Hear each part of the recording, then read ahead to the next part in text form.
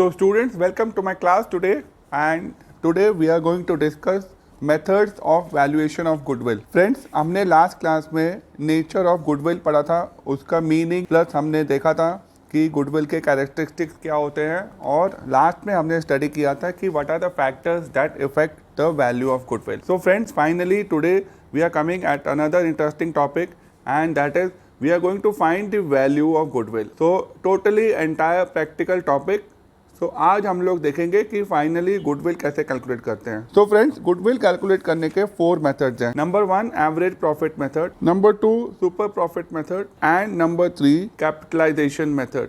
See students, under capitalization method we have two sub methods. One is capitalization of profit, one is capitalization of average profit, and the other one is capitalization of super profit. So that is why I said there are 4 methods.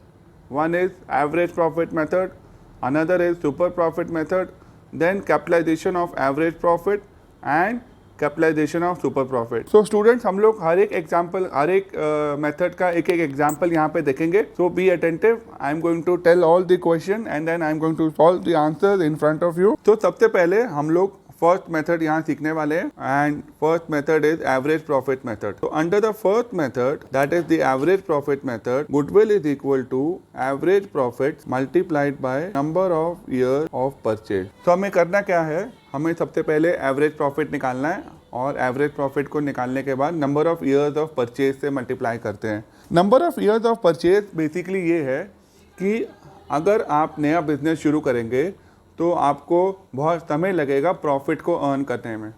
तो इसीलिए जितना समय हमें लगेगा उतना profit earn करने के लिए हम उसको उतने ईयर्स से मल्टीप्लाई कर देते हैं.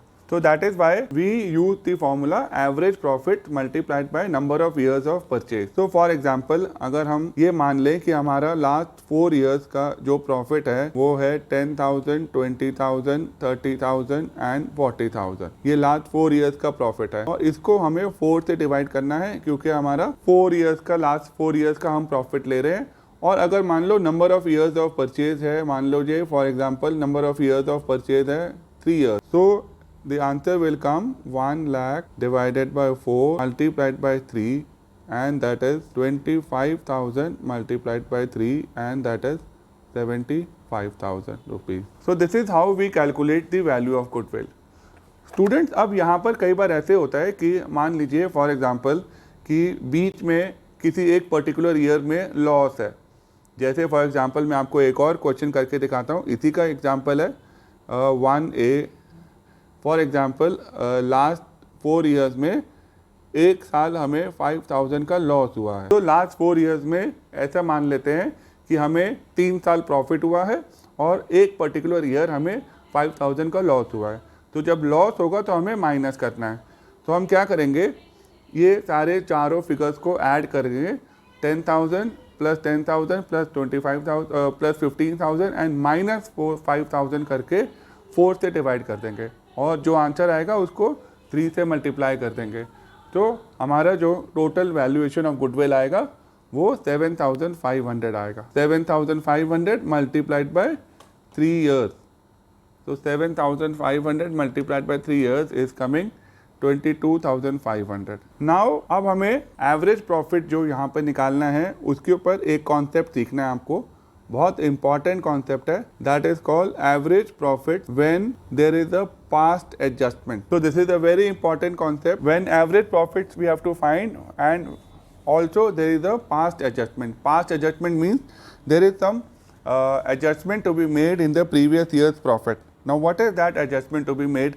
That I am going to explain in the next example. So let us take the example now. There are 2 partners, Ramesh and Bharat. There are 2 partners, Ramesh and Bharat, and it was agreed that the firm's goodwill is to be valued at 2 years purchase of average normal profit.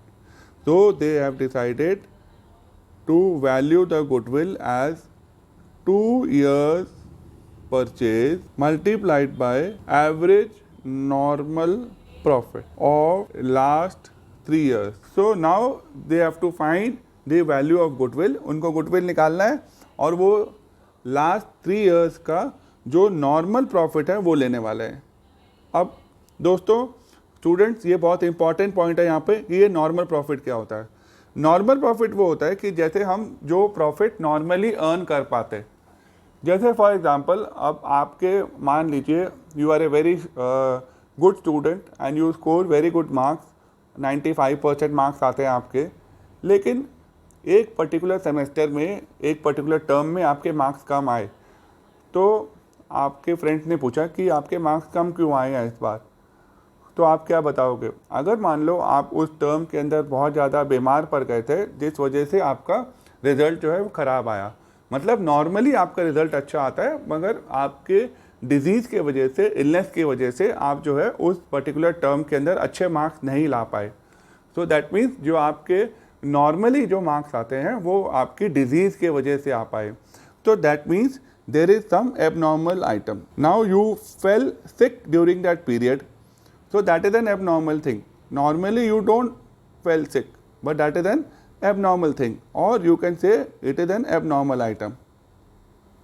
So what we are going to do is how to find the normal profit. We have to find the average normal profit. So first we will find normal profit. Now what is normal profit?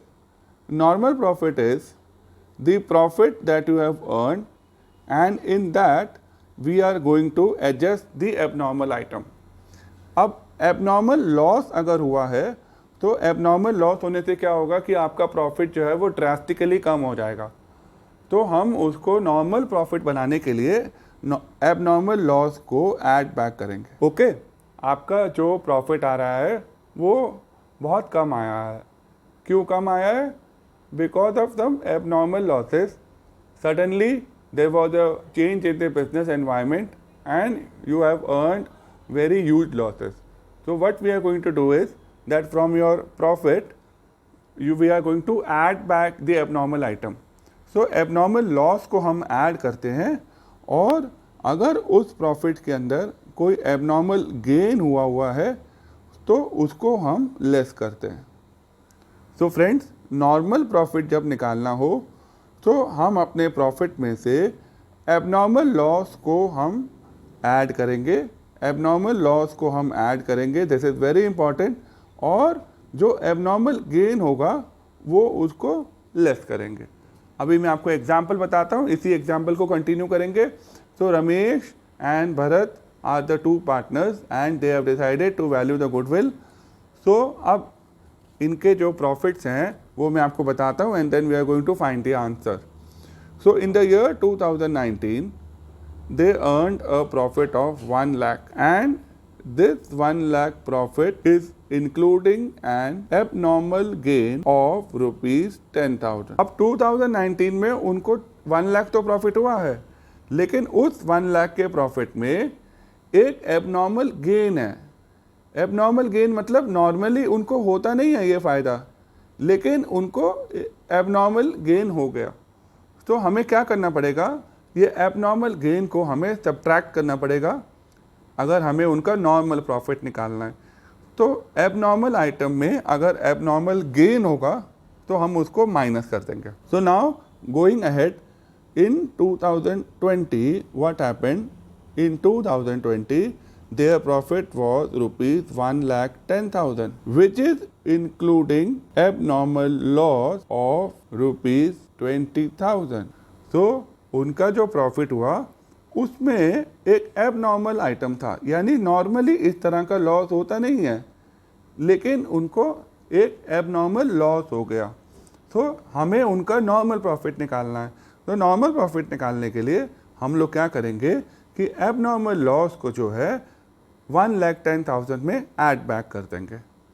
Similarly 2021 में उनका profit आया 85,000, और उसके अंदर there was another abnormal thing, and that was non business income. There was a non business income, that is there was a abnormal gain of rupees 5,000। So non business income का मतलब है कि normally ऐसी income business में नहीं आती है। तो ये उनका एबनॉर्मल गेन है। सो एबनॉर्मल गेन को हम माइनस करेंगे। So now I am going to find out the correct profit. So In the year 2019, there was a profit of 1 lakh. So from 1 lakh, we are going to minus the abnormal gain of 10,000. So we are getting a normal profit of 90,000. In 2020, there was a profit of 1,10,000, which was including abnormal loss. So abnormal loss को हमें add करना है. So normal profit will come 1,30,000. Similarly, in the year 2021, the profit was 85,000, but it was including an abnormal income.